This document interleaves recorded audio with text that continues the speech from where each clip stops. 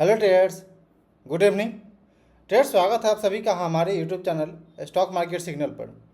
आज है 14 अक्टूबर 2025 और हम इस वीडियो में पोस्ट मार्केट एनालिसिस करेंगे और जानेंगे कि आप प्राइजेक्शन रही आज के दिन पे और अगले दिन कौन सा लेवल इंपॉर्टेंट है हमारे लिए, किस लेवल पे मार्केट को बाइंग साइड या फिर सेलिंग साइड अटेम्प्ट करना चाहिए, ओवरऑल मार्केट में क्या करना चाहिए। हर एक चीज़ हम इस वीडियो में डिटेल में जानेंगे और लर्निंग करेंगे।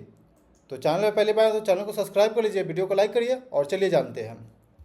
ट्रेड्स आगे बढ़ने से पहले डिस्क्लेमर, जो भी चार्ट पैटर्न हम यहाँ शेयर कर रहे हैं वो बस एजुकेशनल पर्पज से है, तो कृपया इस बात का ध्यान में रखते हुए ही ट्रेड करिएगा।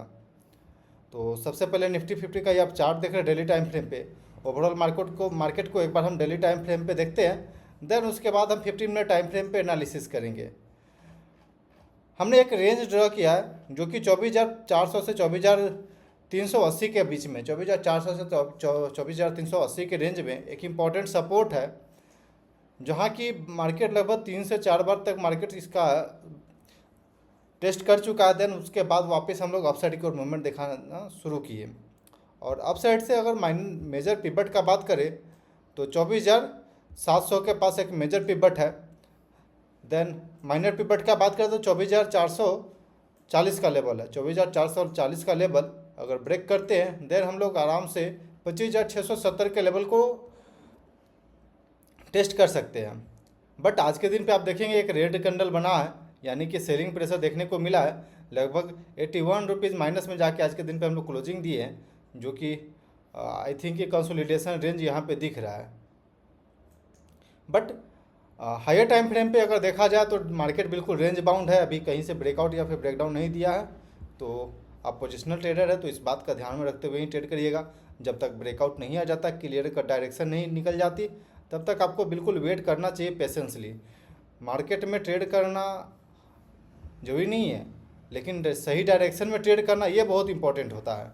अगर सही डायरेक्शन में आप ट्रेड करेंगे तब जा कर के पैसा बनेगा, नहीं तो आप केवल गवर्नमेंट को और ब्रोकरेज को दे करके ही आ जाएंगे। सेम निफ्टी टोटल मार्केट के अंदर में ओवरऑल मार्केट रेंज बाउंड के अंदर दिख रहा है, तो अभी हमें फ़िलहाल वेट करना चाहिए। बैंक निफ्टी के अंदर यहाँ पे डायरेक्शन थोड़ा सा क्लियर हुआ है, जो कि आप देखेंगे तो 55,945 56,000 के पास एक इम्पॉर्टेंट रेजिस्टेंस लेवल था, जिसका कि ब्रेकआउट दे करके हम लोग अपसाइड की ओर सस्टेन कर रहे हैं।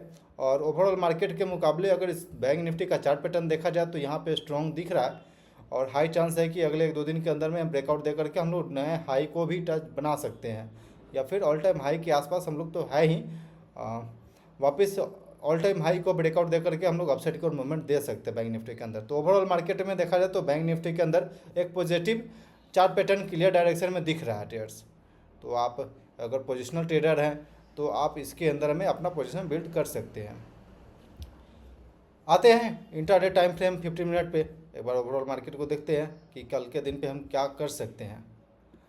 आज के दिन देखेंगे ट्रेडर्स, तो कल के दिन पे हमने शेयर किया था एक इम्पॉर्टेंट लेवल, जो कि प्रीवियस डे हाई के ये वाले रेजिस्टेंस थी। प्रीवियस डे हाई का ये रेजिस्टेंस था, जिसका कि आज के दिन पे हम लोग रिजेक्शन देखे और वहीं से सेलिंग स्टार्ट हुआ। देन एक इम्पॉर्टेंट सपोर्ट अभी हमने बताया था कि हो सकता है एक बार के लिए हम यहाँ पे सपोर्ट ले सकते हैं, जो कि 25,175 का लेवल है। 25,175 के लेवल पे हम लोग आए और बहुत ही अच्छा बाउंस दिया और लगभग ये 100 पॉइंट तक का, लगभग 100 नहीं 100 पॉइंट से कम का ये, लेकिन अच्छा खासा अपसाइड की ओर मूवमेंट दिया। तो ये एक इम्पॉर्टेंट सपोर्ट था। देन उसके बाद सेलर स्ट्रॉन्ग था, सस्टेन नहीं कर पाया, वापस यहाँ पे नीचे आ गया प्राइस। तो ये एक इम्पॉर्टेंट सपोर्ट था पहले, जिसका कि अब ब्रेकडाउन हो चुका है और एंड ऑफ द डे यहीं पे हम लोग रेजिस्टेंस फेस किए। ये हर कोई जानता है कि जो पहले सपोर्ट बनता है वो बाद में अगर ब्रेकडाउन होती है तो वहाँ पे रेजिस्टेंस बनता है। तो सेम यहाँ पे रेजिस्टेंस बन चुका है। अब हमारे लिए अगले दिन पे कौन सा लेवल इम्पॉर्टेंट है, कहाँ पे हमें फोकस करना चाहिए, तो चलिए जानते हैं। तो सबसे इम्पॉर्टेंट लेवल यहाँ पे आप देख सकते हैं, पहले जो सपोर्ट था अब रेजिस्टेंस बन चुका है, यानी कि 25,170 का लेवल, 25,175 का लेवल, और देन उसके बाद 25,060 का लेवल।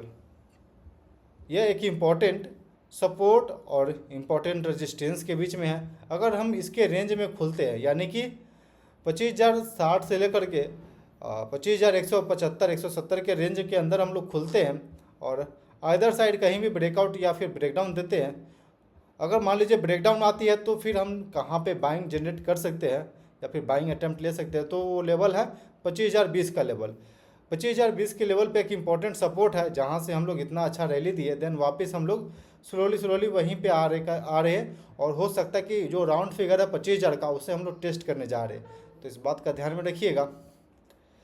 अगर हम लोग 25,170 175 के ऊपर निकलते हैं तो फिर हम लोग अपसाइड की ओर अटैम्प्ट ले सकते हैं, बट यहाँ पे थोड़ा सा क्लियर डायरेक्शन यहाँ पे दिख रहा है डाउनसाइड की ओर, हाई लो देन हाई, वापस हो सकता है कि एक बार के लिए 25,020 का लेवल भी हम लोग टेस्ट कर सकते हैं।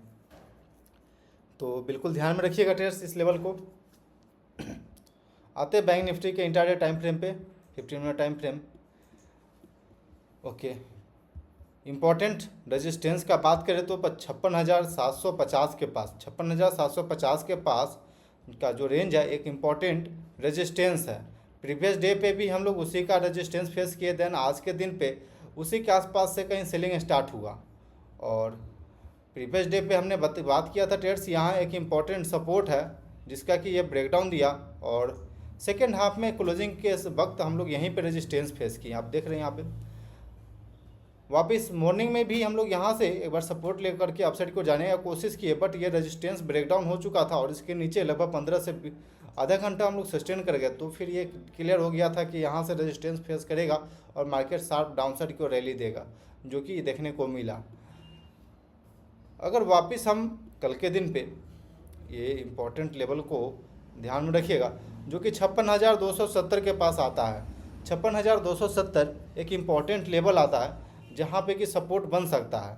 अगर मार्केट मान लीजिए कोई कारणवश गैप डाउन खुलता है और 56,270 के पास अगर हम लोग खुलते हैं तो हाई चांस है कि बाइंग जनरेट होगा। अगर 56,270 को ब्रेकडाउन दे देते हैं और नीचे जिस प्रकार आज के दिन पे हम लोग ब्रेकडाउन दे करके 15 मिनट सस्टेन किए, आधा घंटा सस्टेन किए, उसी प्रकार अगर 15 मिनट, आधा घंटा, 1 घंटा सस्टेन करते हैं तो फिर वापस हो सकता है कि हम लोग 56,000 के लेवल को भी टेस्ट कर सकते हैं और 55,900 के लेवल को भी टेस्ट कर सकते हैं मार्केट में। अगर हम लोग गैप अप खुलते हैं, गैप अप क्योंकि हायर टाइम फ्रेम पे बैंक निफ्टी स्ट्रॉन्ग दिख रही है, तो अगर हम लोग गैप अप खुलते हैं और 56,570 के ऊपर सस्टेन करते हैं तो फिर हम आसानी से हम लोग 56,770 के लेवल को भी ब्रेक कर सकते हैं अपसाइड की ओर, और देन आराम से 57,000 के लेवल को भी टेस्ट कर सकते हैं। क्योंकि प्रीवियस 2 दिन से हम लोग इनसाइड कैंडल बार के बीच में ही घूम रहे, तो इनसाइड कैंडल बार का फॉर्मेशन हो रहा है। अगर ब्रेकआउट आती है तो एक स्ट्रॉन्ग मूवमेंट अपसाइड की ओर देखने को मिल सकता है, तो बिल्कुल ध्यान में रखिएगा।